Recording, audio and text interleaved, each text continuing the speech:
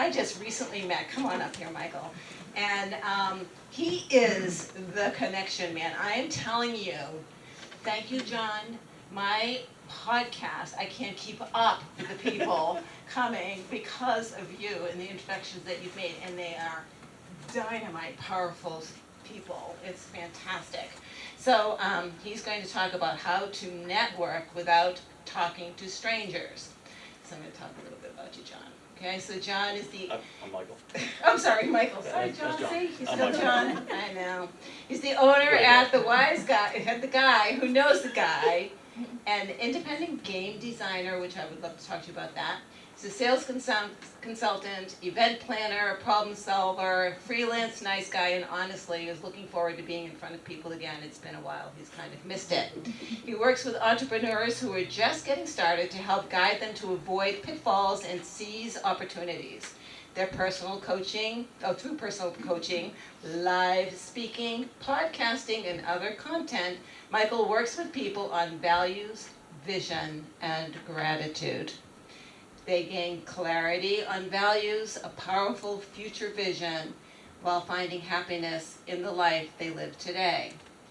He helps great people become the best version of themselves, even if they don't realize themselves that they are great yet. Don't I know some amazing people? Thank you so much, Michael. The mic is yours. Do you want this? Or do you want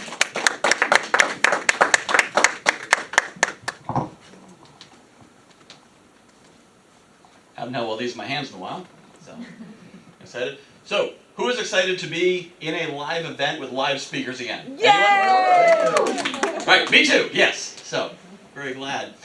So the other day, someone in a LinkedIn conversation said to me, "You don't want to be known as a networker, do you?" And I was like, well, yeah, I actually do. That's what I do. I'm a networker. I kind of like that name. And where that came from, as we talked about it, was a difference of opinion of what networking means. So when you think of networking, what do you think of?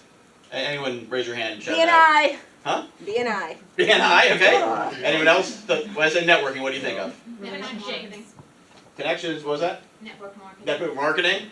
Relationships. Relationships? Chicken dinners. Chicken dinners. Actually, these are better answers than I was expecting, so it didn't work. So I need better bad answers. When a lot of people think of networking, you think of the chamber event, the glass of wine in one hand, and business card in the other. You think of maybe elevator pitches. Who likes elevator pitches? Okay, who has an elevator pitch? Did anyone have one? Not anymore. Good, great, because I'm then going to say, forget about it and never use it again. But you're ahead of me. I don't even want to know why I'm here. You guys are already there. You're validating that we know what we're doing. Yeah, you can validate and entertain for the next 13 minutes or so. So speaking of those live networking events, those mixers, who enjoys going to those events, likes meeting people, talking to strangers, making those approaches? Who actually enjoys that? Okay? And who either considers them necessary evil, or just hates it and avoids it entirely? Who does not like them? Necessary evil. Yep. And who didn't understand either question and didn't raise their hand? Okay. Who has a shoulder injury and can only do this? So I'm assuming if you don't like them, it's probably because you're shy, which is also why you didn't raise your hand. So for those of you who don't like the events, I have something you're going to want to hear. You're going to want to listen very closely for this. You can be a good networker and a good connector without ever going to a networking event. Who's excited about that? Yes. All right. Just get to know Michael. Yeah. Well, it's not just getting to know me. Right. It's there's a way you can network that leverages the most important parts of networking without having to go to those events and talk to the strangers. So would anyone like to learn how to do that? Yes, please. Anyone? Okay. Yes, okay. Yes. So how many of you know at least 10 people? At least 10 people. Okay, if you don't know at least 10 people, you're going to have to meet 10 people in this room before you leave, and then you'll be able to do what I said. So the first thing you want to do is reach out to people you already know. and then set up a networking meeting with them. Now you can call it a one-to-one, you can call it a tete-a-tete, you can call it a networking meeting, I don't care what you call it, just sit down with them or get them on a Zoom call or somehow engage with them. And when you're in that meeting, what you want to find out is what's their problem, which you can do by saying, what's your problem? No, do not say it that way. That is a contra-example. You will lose credibility if you ask that question. But you want to find out what their challenge is and who they need to meet. That you can ask directly. Who would be a good introduction? Who would you like to meet? Because you probably know people, at least the other 9 people you know if you only know 10. And there's a decent chance that someone they need to meet is in that group. So you're going to ask them, who do you need to meet?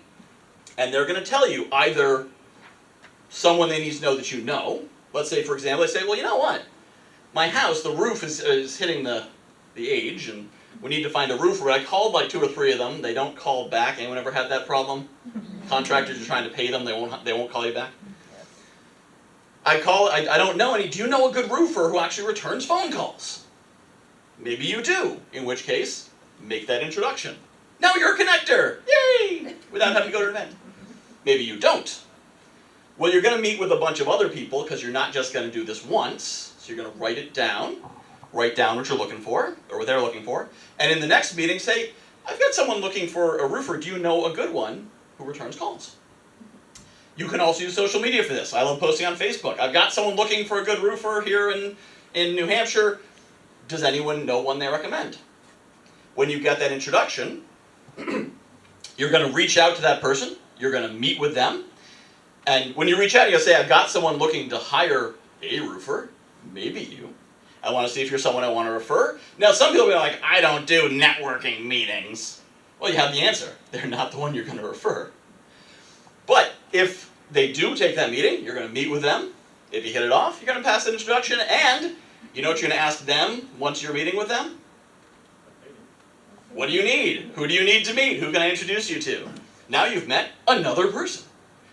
They're going to lead you on to more people. And in the course of this, if you're helping someone, you're making introductions for them, they, if they are a person with some degree of manners and respect, will reciprocate and say, how can I help you? You've helped me, how can I help you? And if they don't, because a lot of people forget, I certainly used to forget, a lot of people forget, you can actually bring it up and say, by the way, do you mind if I ask you, for an introduction, do you happen to know someone? And then they will introduce you to people. Now, in doing this, I recommend you don't ask for clients directly, because if I just met you 10 minutes ago, I don't know you well enough to refer someone and say, hey, you should give this person money and they're going to do stuff for you. But you can ask for people who know your clients. You can ask for strategic partners. You can ask for referral partners who they'll develop a relationship with. There's all kinds of people you can ask for, and through that you can meet more and more people. Now, the challenge to this is you will need to make sure you get referrals out of every meeting, otherwise you're going to run out of people to meet with. Which brings us back to those networking events. I know, bait and switch. You're all like, I don't have to go to networking events anymore. Psych! You don't. You can just do this. You probably know enough people to keep that going. But the reason you go to networking events is it gives you a whole bunch of new people. That's why I got in my car and drove 2.5 hours to get here. Well, actually, no, it's because there was a stage and a microphone, and I could stand on the stage and talk in the microphone. I like 2 things. This and meeting people. But the great thing about going to the events is it gives you a chance to meet new people. Now, the downside is it's uncurated. You could meet anyone. They could be the perfect person you need to meet. They could be the last person you want to meet. But it just adds more people into the mix. Now, as we mentioned, some of you may not be entirely comfortable at the live networking events. Is that accurate for some of you? So, did anyone want to volunteer why you're uncomfortable at those events, what you don't like about them? Anyone raise your hand? Yes? I actually enjoy them and actually talking to the people, but it's that initial going up to them and being the first word. If someone comes to me, I'm cool. Mm-hmm. It's that going up to them and starting the conversation. And so why don't you like starting the conversation? Because I don't want to use an elevator pitch. Aha! Or the general like, oh, it's so nice out, isn't it? I don't want to be inauthentic, and it's tough to start a conversation that's not high level or like the water. Would you like to know how to start the conversation at those events? I would. Well then, I'm gonna tell you. Would anyone else like to know, or is this just for her? Okay, you all, okay. Well, listen in. Okay. Yeah, you can tune out, check your email, whatever. Now, if you're interested, you should listen right now. The approach, so the challenge is, when we go to an event, we think we're trying to sell. And if I want to sell, and you want to sell, no one's going to buy. You know, at these events, they'll ask, raise your hand if you're looking to sell something. Everyone, hands go up. Raise your hand if you're looking to buy something. Hands go down. Nobody's there to buy. They're all there to sell. But everyone has a problem. If they didn't have a problem, then the problem would be they'd be bored. They'd have a problem. Everyone has a problem. So you want to approach each one of these interactions looking for their problem and then finding a way to solve it. And if you go in with that, I'm looking for their problem and a way to solve it, then everything else becomes clear. Now the cool thing about this is, you can be very effective without telling them anything about yourself. So you don't need any elevator pitch, you don't need any kind of introduction. In fact, you could come up with some question that launches that, and there's different questions in people. I'm not going to give you one. The opening line I use to meet people is, "Hi, I'm Michael, I don't think we've met yet."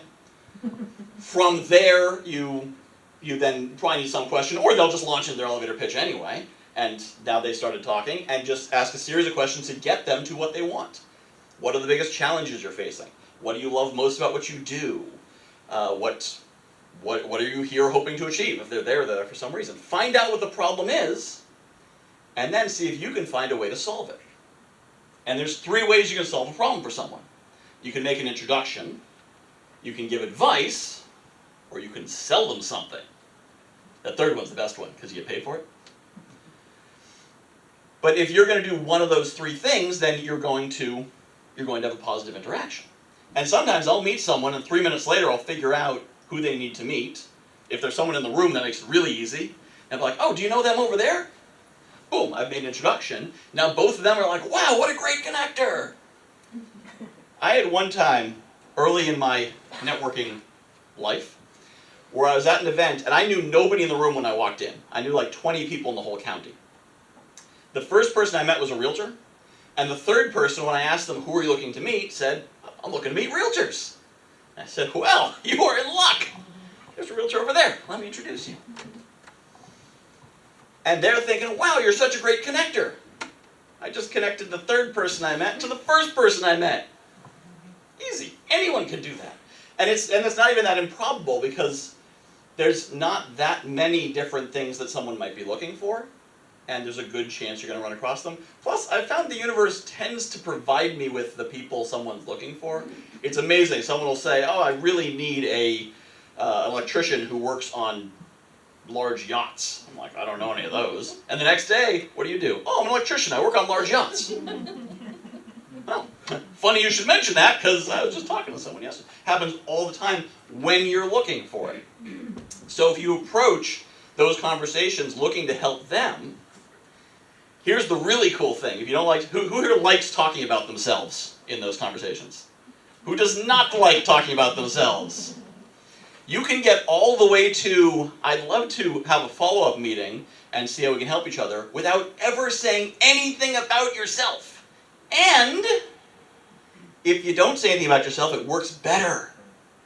Because if you spend the 5 minutes you have with them, which is about as much time as you should spend in a networking event, talking to one person, if you spend that 5 minutes asking them, "What do you do? What are you passionate about? What got you into that? What do you love most about it? What's the biggest challenge you have? What are you trying to do?" They just spent 5 minutes telling you all their hopes, dreams, and aspirations, as well as their elevator pitch they probably gave you. And at the end of that, you say, "Well, great, I want to keep circulating, but we should meet up. Do you want to pull out our calendars and see when we can connect?" Okay, great. Now you're on their calendar. They don't know what you do. You think they're going to show up to that meeting? Because they are desperately curious. Who is this person? Who is this benevolent soul who just spent 5 minutes solving my problems, asking my life story, and didn't say a word about themselves? But you may think, "Well, that's great and altruistic, and Mother Teresa was very altruistic and also very poor. Am I going to be altruistic and poor?" Nope. Because if they have said something, indicated they have a challenge that you can solve with your business, you now know how to sell them. And you can sell them with a magical phrase. Does anyone know what the magical phrase is when someone expresses a challenge that you have a solution for? Would you like help with that? Right? If someone tells me and they're like, oh, I hate networking and it's so hard, I know I need to do it, it's crucial in my business, but it's so difficult. And I say, would you like help with that?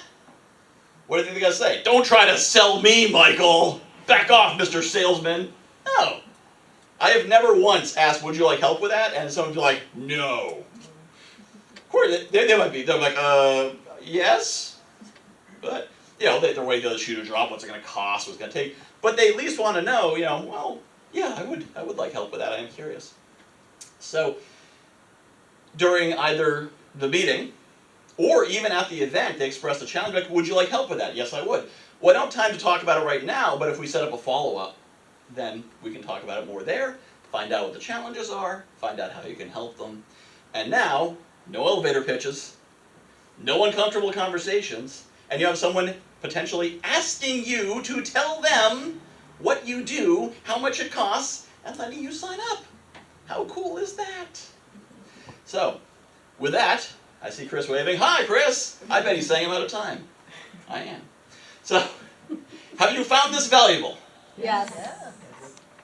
Do you want to be better at networking? Absolutely.